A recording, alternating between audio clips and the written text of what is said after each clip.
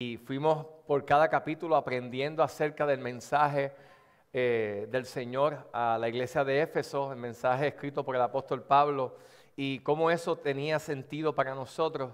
Y ahora queremos comenzar un nuevo ciclo de prédicas enfocados en el libro de los Hechos. El libro de los Hechos es un libro bastante extenso y por supuesto que no vamos a ir necesariamente verso por verso, pero sí vamos a poder enfatizar en 4 secciones que hemos dividido el libro de Hechos. Vamos a tocar varios temas enfocados en lo que usted ve ahí en la presentación, una iglesia misional. Nosotros, si usted está participando de la Academia Bíblica y ha estado conectando con nosotros durante los últimos meses, se habrá dado cuenta que hemos estado dando un énfasis como iglesia este año a despertar una conciencia misional, una conciencia de nosotros entender que Él nos ha salvado, nos ha rescatado, pero no nada más nos rescató para que nosotros conociéramos de su gracia, de su amor y disfrutáramos de esa bendita experiencia, sino que también entendamos que tenemos una misión que cumplir como discípulos del Señor, de poder testificar a un mundo que no conoce el Evangelio acerca de este maravilloso Evangelio. Y creo que eso es lo que queremos y Dios nos está inquietando, hacer una iglesia de discípulos que busque hacer discípulos. Así que esa es la meta y este es el enfoque a través del cual vamos a llevar esta serie de prédicas basadas en el libro de Hechos. Así que yo te invito, si ahí donde estás puedes orar, no tienes que ponerte de pie, puedes quedarte sentado, vamos a orar y a pedirle al Señor que nos ayude a poder concentrar nuestros pensamientos y a poder asimilar y absorber lo que Él quiere hablarnos hoy a través de su palabra. Padre del cielo, Dios Todopoderoso, venimos ante ti humildemente, pidiendo en el nombre de Jesús que ilumines nuestro entendimiento para que la verdad de tu palabra pueda ser contemplada mientras la escuchamos. Espíritu Santo de Dios, oramos para que toda barrera, impedimento que pueda detener el que nosotros podamos reconocer tu mensaje para nosotros, Padre, se derrumbe en esta hora y que, Dios mío, podamos entender lo que quieres hablar a nuestro corazón. Úsame conforme a tu gracia, Señor, y permítenos cobrar conciencia de ese sentido misional al cual tú nos llamas, Padre. Señor, que no hayan distracciones hoy que puedan robarnos nuestro deseo de poder estar atentos a lo que tú, Señor, habrás de enseñarnos hoy en el nombre de Jesús. Amén. Amén. Busque en su Biblia, si no la tiene en físico, pues utilice su teléfono, pero me gustaría que me pueda seguir en el libro de Hechos. Vamos a estar enfocándonos, como ya bien les mencioné, una iglesia misional, pero una iglesia misional, vamos al próximo, una iglesia misional necesita entender que para poder cumplir el llamado que le ha dado el Señor, necesita una nueva clase de poder para esa misión. Y de eso trata lo que voy a compartirles hoy en los primeros 11 versículos del capítulo 1 del libro de Hechos. La vida cristiana, hermanos, escúcheme bien, y amigo que me acompañas acá, que nos acompaña, la vida cristiana en un sentido general es importante que entendamos que es un imposible. ¿Okay? Lo repito, la vida cristiana en un sentido general tenemos que decir que es un imposible humanamente hablando. No estamos hablando de algo que tú puedes hacer humanamente hablando, a no ser que antes Dios haga algo en ti. Si Dios no ha hecho algo en ti, es imposible que tú puedas hacer algo para Dios. Y es por eso que tenemos que partir de esa premisa. La vida cristiana, en un sentido general, es un imposible humanamente hablando. Y es por eso que cuando vemos en la revelación bíblica, desde Génesis hasta Apocalipsis, desde un inicio a lo largo de la historia redentora de Dios, nos damos cuenta que Dios siempre se ha valido de hombres y de mujeres que bajo la influencia del Espíritu Santo sirvieron como instrumentos en sus manos para el cumplimiento de sus propósitos. Cuando Dios quería hacer algo, cuando Dios quería llevar al pueblo en una nueva dirección, cuando Dios quería levantar una nueva visión, ¿qué hacía? El Señor levantaba un líder lo llenaba de su Espíritu Santo y ese líder realizaba el llamado o la misión que Dios le daba. De hecho, si nosotros miramos en esa perspectiva, nos daremos cuenta que hasta aún el mismo Jesús nos registra en los evangelios que fue lleno del Espíritu Santo para poder realizar las obras y el llamado que Dios le había dado. Entonces, por esa razón, nosotros, si Jesús, escúcheme bien, si Jesús nuestro Salvador en su humanidad como hombre necesitó ser lleno del Espíritu Santo para poder cumplir la misión, ¿cuánto más nosotros? Así que vaya conmigo, ponga un dedito, en el capítulo 1 de Hechos, y entonces vaya conmigo, por favor, a Lucas capítulo 4, donde vamos a ver ese momento donde se afirma de forma evidente cómo sobre Jesús fue necesario que el Espíritu Santo se derramara de una forma poderosa y que ese poder de Dios fuera sobre Jesús para que Él pudiera cumplir su misión. Dice así, capítulo 4, verso 16 de Lucas, dice: Jesús llegó a Nazaret, donde había sido criado, y según su costumbre entró en la sinagoga el día de reposo y se levantó a leer.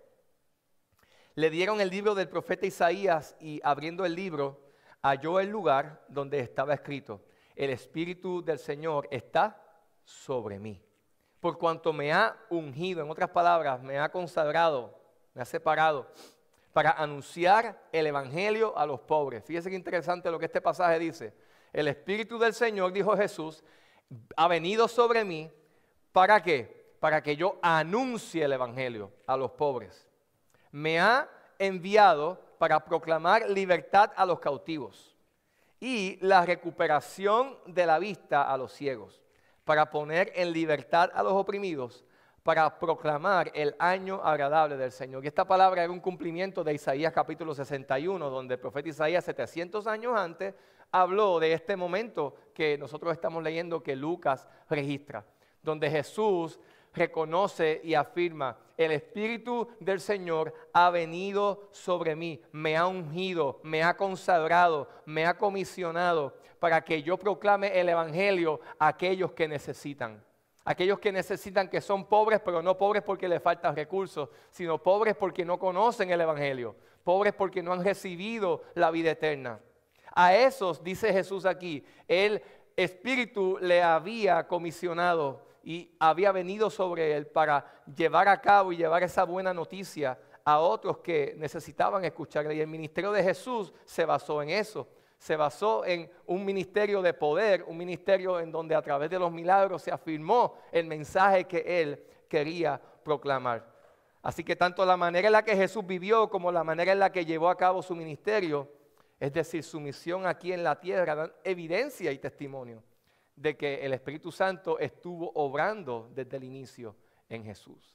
De hecho, sabemos que cuando Jesús fue bautizado por Juan el Bautista, ocurre un evento donde vemos la maravillosa intervención, ¿verdad?, de Dios y vemos al Hijo, vemos al Padre, la voz del Padre: este es mi Hijo amado, y al Espíritu Santo en forma de paloma descender sobre Jesús. De hecho, Hechos capítulo 10, nos adelantamos un poco, nos da también testimonio de eso, de cómo Jesús fue un hombre 100% Dios, 100% hombre, ¿verdad?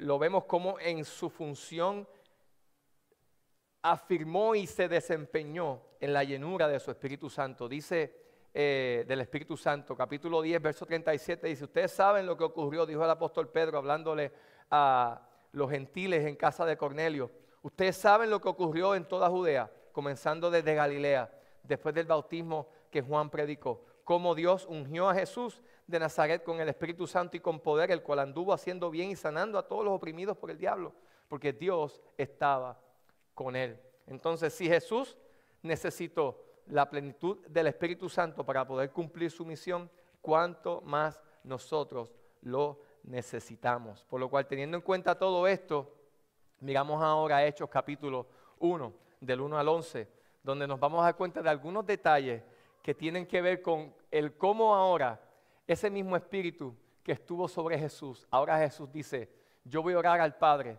para que envíe otro consolador y esté sobre ustedes como iglesia, como creyentes. Vamos a leer capítulo 1 de Hechos, si lo tiene conmigo. Solo los versos del 1 al 11 dicen de la siguiente manera. En el primer relato, estimado Teófilo, escribí acerca de todo lo que Jesús comenzó a hacer y enseñar hasta el día en que fue recibido arriba en el cielo, después de que, por el Espíritu Santo, Él había dado instrucciones a los apóstoles que había escogido. A estos también, después de su padecimiento, se presentó vivo, con muchas pruebas convincentes, apareciéndoseles durante 40 días y hablándoles de lo relacionado con el reino de Dios. Y reuniéndolos les mandó que no salieran de Jerusalén, sino que esperaran la promesa del Padre, la cual les dijo, oyeron de mí, porque Juan bautizó con agua, pero ustedes serán bautizados con el Espíritu Santo dentro de pocos días. Entonces los que estaban reunidos le preguntaban, Señor, ¿restaurarás el reino de Israel en este tiempo? Jesús les contestó, no les corresponde a ustedes saber los tiempos ni las épocas que el Padre ha fijado con su propia autoridad, pero recibirán poder cuando el Espíritu Santo venga sobre ustedes y serán mis testigos en Jerusalén, en Judea, en Samaria y hasta lo último de la tierra. Después de haber dicho estas cosas, fue elevado mientras ellos miraban y una nube lo recibió y lo ocultó de sus ojos. Mientras Jesús ascendía, estando ellos mirando fijamente al cielo, se les presentaron dos hombres en vestiduras blancas que les dijeron, varones Galileos, ¿por qué están mirando al cielo? Este mismo Jesús que ha sido tomado de ustedes al cielo, vendrá de la misma manera, tal como lo han visto ir al cielo. Es interesante porque el libro de Hechos es una, por así decirlo, es un segundo tomo de lo que es el Evangelio de Lucas. Antes de que nosotros lo tuviéramos dividido, era una compilación unida de ambos relatos, pues es el mismo autor quien lo escribe. Y Lucas fue un hombre muy particular porque Lucas fue un colaborador cercano del apóstol Pablo. Todos ustedes, si han leído la Biblia y conocen lo que Pablo habla acerca de Lucas, sabrán que él era médico y era un cercano amigo del apóstol Pablo, muy amado. Segunda de Timoteo habla acerca de eso, Filipenses 24, Filemón, capítulo 24 y Colosenses 4, 14. Y es curioso porque cuando él escribe este tratado, dicen los primeros versos, lo ve usted ahí, que él le escribe y se dirige a uno llamado Teófilo. ¿Okay? Y curiosamente cuando vemos aquí a Lucas dirigirse al escribir este libro o este tratado a Teófilo, muchos tienen quizás distintas opiniones de quién era ese Teófilo. Teófilo significa alguien uno que ama a Dios. Teo significa Dios y filo viene del concepto amor en griego. Uno que ama a Dios. Entonces algunos creen que era pues un cristiano deseoso de que Lucas le instruyera, otros piensan que pudo haber sido un oficial romano a quien en este caso Lucas le estaba enseñando algo acerca de Jesucristo, del Evangelio, o simplemente otros creen que es un nombre simbólico donde aquí Lucas se dirige a todos aquellos que aman a Dios. Así que si usted ama a Dios porque usted ha sido amado por Dios en Cristo, el mensaje que vemos en el libro de Hechos es para nosotros. Y si usted dice, bueno, yo no tengo una relación cercana con el Señor y quizás estoy aquí de visita, soy nuevo, yo quiero decirte algo. Dios te creó para que tú tuvieras una relación con Él y aunque el pecado nos aleja de Dios y nos impide tener esa relación cercana con Él, Él envió a Jesucristo, su Hijo amado, para que muriera por nosotros en la cruz, resucitara el tercer día y pudiéramos nosotros a través de la fe poder tener una relación cercana y de amor y ser amados por Dios, vivir en el amor de Dios. Y cuando vivimos en el amor de Dios, ¿sabes qué ocurre? Empiezas a amar a Dios. No se puede amar a Dios si antes tú no te percibes a ti mismo como una persona amada por Dios. En estos versos que leímos, quizás por el tiempo y también porque sé que tengo que terminar un poco antes de lo usual, principalmente nos encontramos con tres cosas que vamos a tener ahí y los chicos me van a ayudar para que las podamos ver. Nos vamos a encontrar con una promesa que pronto se cumpliría. nos vamos a encontrar con un claro mandato a esperar dicha promesa y con una misión que nosotros necesitamos desempeñar. Y número uno, esa promesa, vamos al próximo, esa promesa que aquí se ve evidenciada, viene luego de Jesús haber estado con los discípulos durante 40 días enseñándoles acerca de muchas cosas. Sabemos que Jesús había resucitado, estuvo entre el pueblo, la gente lo pudo ver. Esto afirma la veracidad de la fe cristiana. El milagro de la resurrección, escúcheme bien, es la evidencia que afirma que todo lo que Jesús dijo que era, en verdad, Él lo fue. Primera de Corintios capítulo 15 dice que si Él no hubiera resucitado, nuestra fe sería vana. Así que si usted tiene preguntas en relación o dudas en relación a la veracidad de quién fue Jesucristo y de su obra, sepa usted que la resurrección desmiente todo lo que pueda ser catalogado como duda. Porque si todo lo que Él ha dicho, si todo lo que Él hizo y todos los milagros que hizo no hubieran sido respaldados por ese milagro supremo de la resurrección, podríamos dudar. Pero si Él resucitó, entonces todo lo que dijo es verdad. Y cuando pensamos en esto, vemos que Jesús, queriendo que los discípulos continuaran la obra o iniciaran la obra que ahora sería una que desempeñarían en ausencia de Él físicamente, Jesús sabía que necesitaban la presencia de Dios de una manera mucho más evidente para que ellos pudieran realizar el llamado que tenían como iglesia. Estamos viendo el nacimiento de la iglesia cristiana cuando leemos Hechos capítulo 1. Y en este momento nosotros nos encontramos con lo que ya usted bien sabe y ve ahí en la pantalla, la promesa hecha por Jesús, una promesa que pronto se cumpliría. Una promesa, escúcheme bien, que marcaría el inicio de una nueva era en la historia de la redención. Porque la presencia de Dios, hermanos, escúcheme bien, la promesa dada a los discípulos, nos damos cuenta de eso en Juan capítulo 14, afirmó que la presencia de Dios habitaría en cada creyente. Y aquí Jesús está diciendo, ustedes esperen, no salgan de Jerusalén, capítulo 1, versos 4 y 5, hasta que ustedes reciban la promesa, espérenla, porque ustedes no van a poder realizar la misión que ustedes han sido llamados a realizar. Ustedes no van a poder vivir agradando la voluntad de Dios, haciendo lo que yo les he llamado a hacer, a no ser que ustedes reciban la promesa. Y esa promesa indicaba no que venía una nueva forma de Dios para ellos, sino que iba a comenzar un nuevo trato de Dios con sus seguidores. Un nuevo trato que sería de alguna manera más íntimo. Porque nosotros vemos en el Antiguo Testamento una tendencia bien interesante,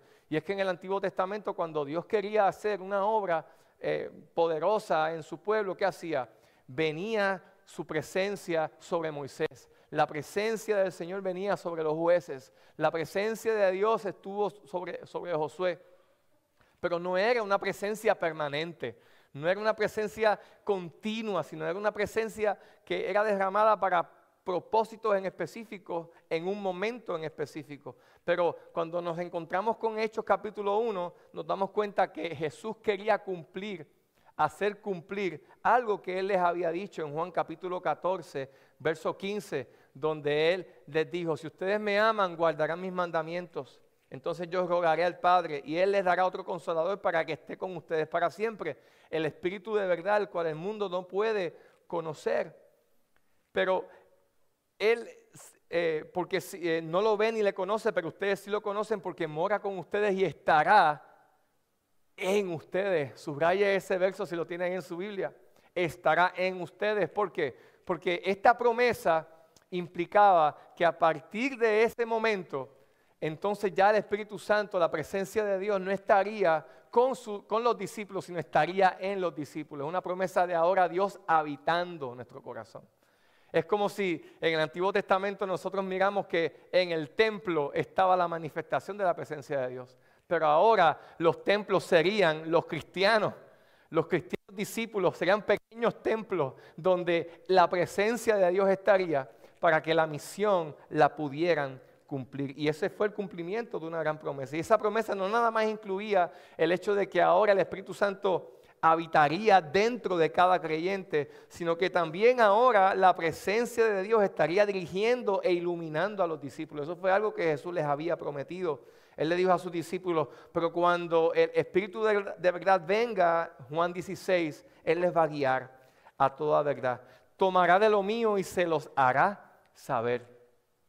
Iban a tener, por así decirlo, una comunión muy directa y estrecha con Dios para poder realizar la misión. Por eso necesitaban esperar hasta el momento de recibir la promesa. Y finalmente, ¿por qué la promesa? ¿En qué consistía esta promesa? Esta promesa consistía en la promesa del Espíritu Santo habitando la vida de cada creyente. Esta promesa consistía en la presencia de Dios ahora dirigiendo y comunicando de forma cercana la voluntad de Dios sobre la vida de sus discípulos, pero también incluía, Juan 16, verso 7, la manifestación de la presencia de Dios trayendo convicción al pecador acerca de la necesidad que tenía o tiene de un Salvador. Dice el texto bíblico, y cuando Él venga convencerá al mundo de pecado, de justicia y de juicio. Y en esas instancias, mis queridos hermanos y amigos que nos visitan, estamos ante la antesala o el anuncio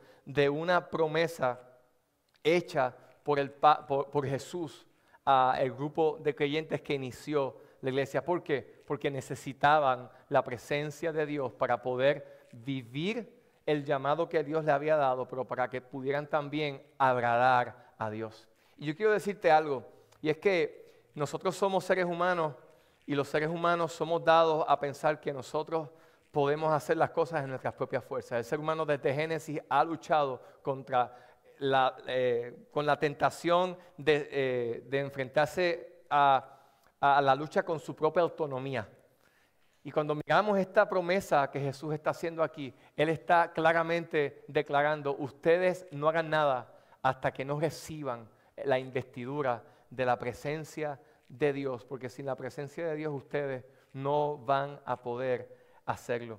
Fíjense qué interesante, amados, qué interesante que cuando nos damos cuenta de esto, vemos que Juan mismo dio evidencia de esto en Juan 3:16, Lucas 3:16, perdón, donde él dijo, yo los bautizo con agua, pero uno viene después de mí que es más poderoso que yo, y él les bautizará con el Espíritu Santo y con un fuego purificador.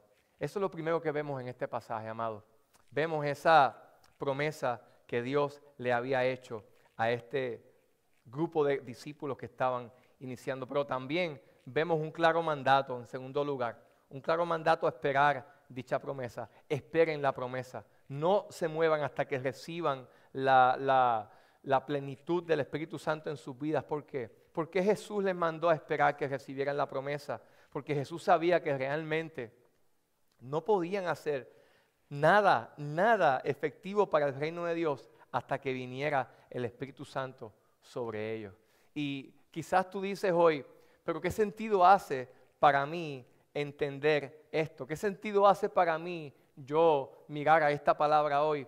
Amado, amada que estás aquí, si Dios te llamó a seguirle, Él nos está recordando hoy que nosotros no podemos servirle a Él adecuadamente sin su presencia. Nosotros no podemos servirle adecuadamente sin su presencia.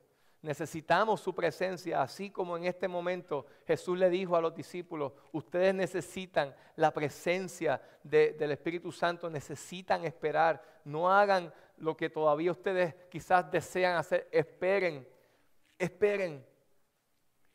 hasta el momento indicado. Y más adelante, los versos 6 en adelante, nos enseñan lo que bien el verso 8 nos dice, pero recibirán poder cuando el Espíritu Santo venga sobre ustedes y me serán testigos. Interesante, porque fíjense que el llamado ¿cuál era? A ser testigos.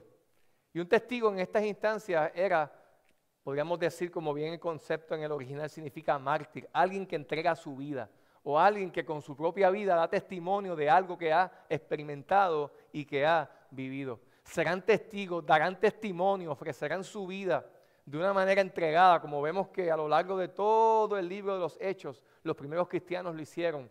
serán testigos en Jerusalén, en su entorno más inmediato, en Judea, en Samaria, en su entorno un poco más de sus límites inmediatos y hasta lo último de la tierra. El llamado que Dios te ha dado a ti, el llamado que Dios me ha dado a mí, es a ser testigo de Él. ¿Pero lo podemos hacer solos? No. Necesitamos ser llenos del Espíritu Santo. Dios te dio la vida, escúchame bien si estás aquí y a lo mejor llegas por primera vez entre nosotros. Dios te ha dado la vida para que tú cumplas un propósito. Primero es para que le conozcas. Primero es, en segundo lugar, para que te conviertas en alguien que se parezca a Jesús. Para que sirvas y bendigas a otros y para que le conozcas a tal grado que puedas entonces compartir con otros y hablarle de la buena noticia del Señor. Si nosotros entendemos que la buena noticia es lo que realmente es la única esperanza que el ser humano tiene para poder ser rescatado de las tinieblas y poder conocer la luz de Cristo. Desde esa realidad, entonces, nosotros tenemos que decir, tenemos una misión que desempeñar. Y ella en los próximos versos está implícita. Hasta tanto Cristo venga, nosotros tenemos que desempeñar esa misión. Vemos en los últimos versos del capítulo, de los versos leídos, capítulo 1, verso 11, donde vemos que los discípulos vieron a Jesús ascender y dos seres angelicales le dicen, así como lo han visto partir, lo verán nuevamente por segunda vez regresar. Con eso afirmando algo, ¿hasta cuándo nosotros tenemos la responsabilidad de ser testigos? Hasta que Él venga. Hasta el día en el que Él venga, tenemos esa responsabilidad. Así que al tomar en cuenta lo revelado aquí, al tomar en cuenta, vamos al próximo, al tomar en cuenta lo revelado a nosotros a través de estos versos, en el libro de los Hechos, somos invitados a cobrar conciencia, número 1, de la necesidad que tenemos de la presencia de Dios. Somos llamados a cobrar conciencia de que la presencia del Espíritu Santo habitando dentro de nosotros es el regalo de Dios para cada creyente. Cuando Jesús le dice a estos discípulos, esperen hasta tanto reciban la promesa del Padre, no salgan de aquí, no se impulsen a hacer lo que ustedes saben que yo les he comisionado que hagan. Porque Jesús estaba claro de que ellos necesitaban, antes de hacer algo para Dios, necesitaban la presencia de Dios en sus vidas. Y así nosotros necesitamos la presencia de Dios en nuestra vida para poder hacer algo significativo para la gloria de Dios. Todo lo que hemos visto aquí, amados, nos lleva a nosotros a cobrar conciencia de que, número 2, sin la presencia del Espíritu Santo en nuestras vidas será imposible agradar a Dios y cumplir la misión que Él nos ha dado. Cobramos conciencia al mirar estos versos que rápidamente hemos tocado, que en nuestro caminar en Cristo siempre nos tocará esperar. Siempre nos tocará esperar que Dios cumpla sus promesas. Porque en la espera Él prueba nuestra fe y forja nuestro carácter. Él le dijo a sus discípulos, no salgan de aquí, esperen hasta que no reciban la promesa de la presencia de Dios. Porque para todo lo bueno en la vida, el Señor siempre nos va a llamar a esperar. Para todo lo que Él desea, siempre nos va a poner a esperar, porque en la espera Él trata con nosotros. Si algo vamos a ver en las próximas semanas es cómo estos discípulos en la espera fueron motivados a la oración, fueron motivados a buscar a Dios, porque a eso es a lo que apela el desafío a la espera, a acercarnos a Dios. Es una oportunidad para poder, oye, más allá de lo que yo quiero darte, yo quiero estar cerca de ti, yo quiero que tú me conozcas. Y finalmente, cuando miramos todos estos pasajes, se nos desafía a cobrar conciencia del hecho de que en Cristo, escucha bien, tú tienes una misión, tú tienes un propósito de vida que es mayor que todos los demás. ¿Y cuál es? Ser testigo. Ser testigo y dar testimonio de nuestro Señor y Salvador Jesucristo. Hechos capítulo 24, y con esto les voy dejando. Hechos capítulo 20, verso 24, dice algo que a mí me impactó muchísimo cuando reflexionaba acerca de esto y me preparaba.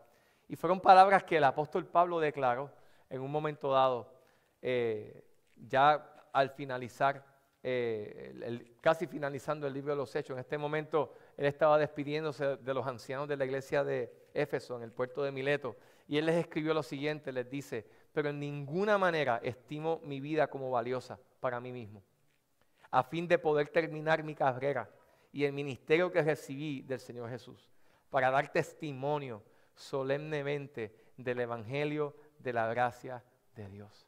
Él estimaba que su vida no tenía sentido a no ser que él la invirtiera para dar testimonio de la gracia de su Señor y Salvador Jesucristo. Yo te pregunto hoy, ¿en qué estás invirtiendo tu vida? ¿En aquellas cosas que van a perecer? Sabes que nada de lo que quizás mayormente absorbe tu tiempo aquí en este mundo, tú te lo vas a poder llevar después de la muerte. Te darás cuenta que muchas de estas cosas, como bien Jesús dijo, el orín y la polilla las van a corromper. El moho la va a corromper. Y es interesante porque es ahí donde el Señor Jesús nos invita a que nosotros busquemos hacer tesoros en el cielo. Hacer tesoros en el cielo. Y no es otra, esa no es otra cosa que simplemente nosotros invertir para lo eterno. Ser testigos de Jesús en el poder del Espíritu Santo hasta que Él venga. Amados, este es un desafío que el Señor nos da para que nosotros no perdamos nuestro tiempo. La vida es una. Y la vida es una y Dios nos la ha dado para que nosotros le conozcamos y le podamos dar a conocer. Si tú estás aquí hoy y nos acompañas por primera vez, qué bueno que estás aquí. Qué alegría tenerte entre nosotros. Pero ¿sabes qué? Dios desea que tú le puedas conocer. Y de la única manera en la que tú le podrás conocer es cuando pones tu fe y tu esperanza en Jesucristo, el Salvador. ¿Y sabes qué regalo Él nos da? Cuando nosotros ponemos nuestra confianza en Él, Él nos da el regalo de su presencia. Para que tú no nada más le conozcas, sino para que puedas convertirte en un instrumento en sus manos, a fin de que otros puedan conocer la verdad que ha transformado nuestra vida. Así que en esta hora yo quiero que oremos y que inclinemos nuestros rostros ahí donde estamos y que reflexionemos en relación a lo que a través de esta palabra el Señor ha hablado a nuestro corazón. Hemos sido desafiados a entender que en Cristo tenemos una gran promesa, es la promesa de su presencia. Pero esa promesa nosotros necesitamos anhelarla. Y necesitamos anhelarla al grado de que, como bien vemos aquí, le digamos al Señor: Señor, yo necesito de ti, yo necesito de tu presencia, porque solo no puedo, lo que tú me estás llamando a que yo haga no lo puedo hacer sin ti. Y Él dice la palabra que si nosotros siendo malos sabemos darle buenas dádivas a nuestros hijos, cuánto más nuestro Padre Celestial no nos dará el Espíritu Santo a aquellos que se lo pidamos. Y el Espíritu Santo es un regalo para todo creyente.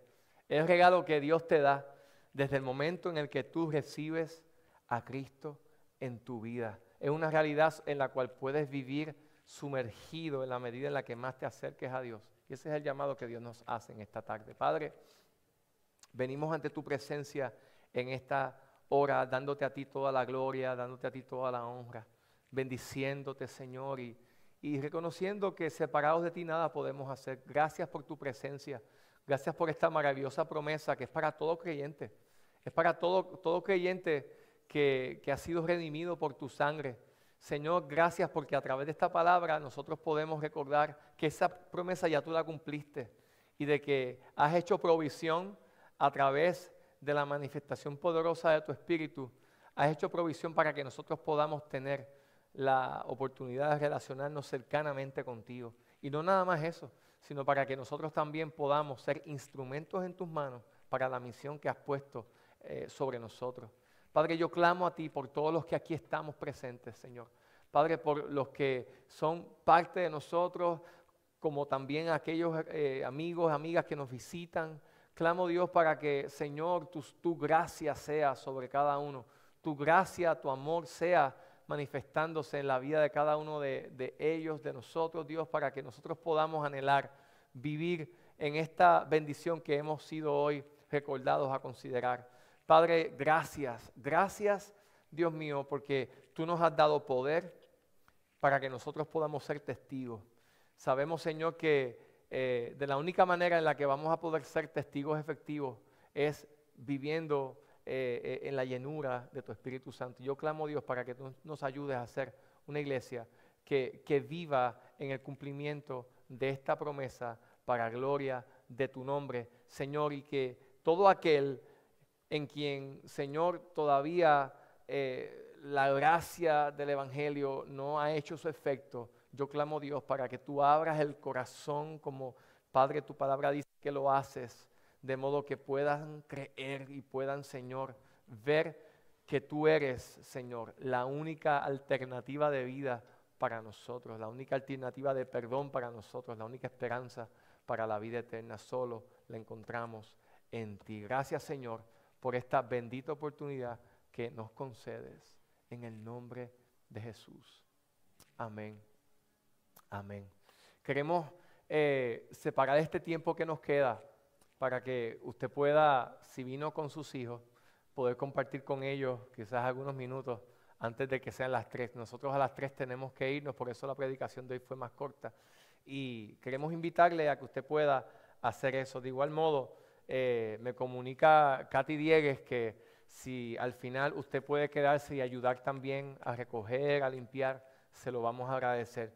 Los padres que están con nosotros, de los niños que han participado de la BDB, gracias por haber confiado durante estos días que los hermanos acá de nuestra iglesia pudieran tener este tiempo con sus niños y estamos gozosos y contentos de poder tenerles. Hay una información a aquellos que nos visitan por primera vez que nosotros quisiéramos entregarles. Y en esta tarde hay unos hermanos, una pareja muy linda, que son los que van a estar específicamente a cargo de eso. Así que por aquí vamos a pedirle a José y a Marina. ¿Dónde está José y Marina? José y Marina van a estar en la puerta y los que nos visitan por primera vez, que están con nosotros hoy, ellos van a simplemente darles alguna información. Si usted ya recibió esa información conmigo cuando estuvo, pues no hay problema, pero si no, pues por favor le invitamos a que ahora al terminar, cuando nos despiden oración, Mauricio, puedan salir con la hermana Marina y con José. Amén. Así que por aquí, ven por aquí mi hermano Mauricio y despídanos en oración.